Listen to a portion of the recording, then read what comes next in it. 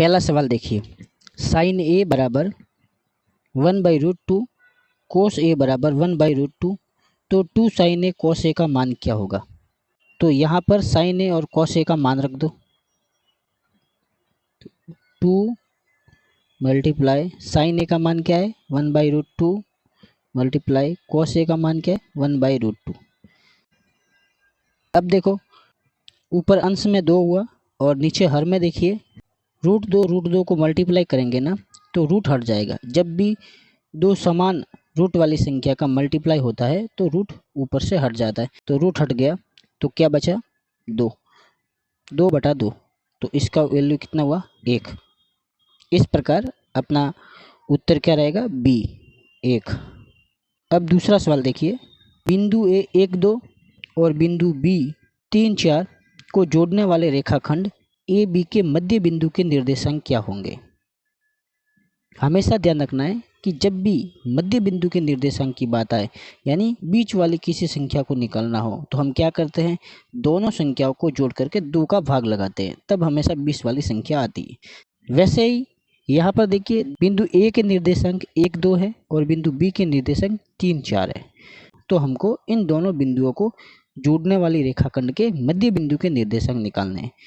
तो क्या करने का, पहले मध्य बिंदु के x अक्ष का निर्देशांक निकालो और फिर y अक्ष का निर्देशांक निकालो। करना क्या है, x अक्ष के निर्देशांक को जोड़ दो, जोड़ के 2 का भाग लगा दो, ये आ गया x अक्ष का निर्देशांक। इसी प्रकार y अक्ष के दोनों बिंदुओं को जोड़ दो, जोड़ के 2 का भाग लगा दो। तो चलिए देखिए, बिंदु A का x अक्ष का निर्देशांक क्या है 1 और बिंदु B का x अक्ष का निर्देशांक क्या है 3। तो 1 और 3 दोनों को जोड़ दो, कितना हुआ 4। अब 4 में 2 का भाग लगा दो, कितना हुआ 2। तो ये हमारा मध्य बिंदु का पहला निर्देशांक x अक्ष का निर्देशांक हो गया। ठीक है, अब दूसरा देखिए, अब बिंदु A का y अक्ष का निर्देशांक देखिए 2 है और बिंदु B का y अक्ष का निर्देशांक है 4। तो 2 और 4 को जोड़ दो, कितना हुआ 6।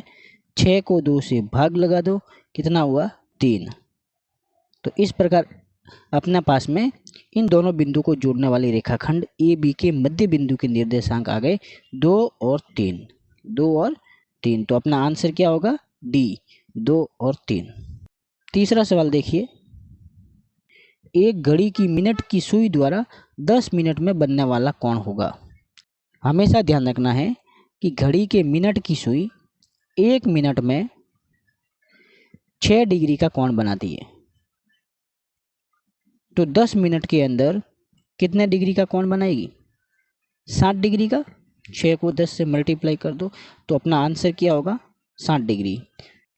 इसको आप ऐसे समझिए कि एक घड़ी की मिनट की सुई है, एक पूरा चक्कर काटती है ना, वो 360 डिग्री का होता है। कितने का होता है 360 डिग्री, यानी एक घड़ी की मिनट की सुई 360 डिग्री घूमती है तब एक चक्कर लगता है। अब समझिए कि घड़ी की मिनट की सुई एक चक्कर जब पूरा काटती है तो 60 मिनट बनती है। कितनी मिनट बनती है 60 मिनट बनती है। तो घड़ी की सुई 1 मिनट में कितना घूमेगी, तो क्या करेंगे 360 डिग्री में 60 डिग्री का भाग दे देंगे तो अपने पास में 6 डिग्री आएगा। जो 1 मिनट में घड़ी की सुई है वो घूमती है, 1 मिनट के अंदर घड़ी की सुई है वो 6 डिग्री का कोण बनाती है। दोस्तों अगर वीडियो पसंद आया हो तो चैनल को सब्सक्राइब कीजिए और लाइक करना मत भूलिए। धन्यवाद।